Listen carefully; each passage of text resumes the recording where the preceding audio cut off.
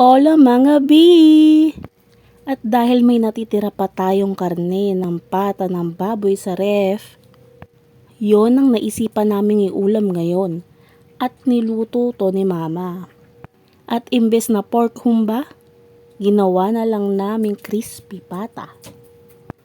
Nilaga niya na muna to nung nakaraan na merong kasamang timpla.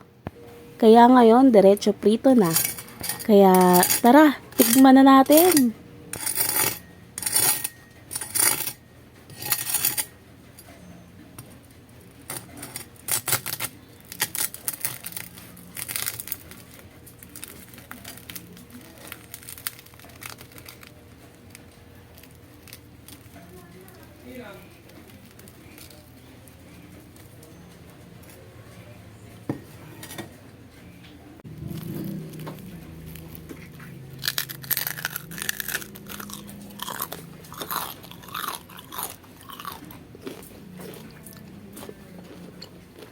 O diba?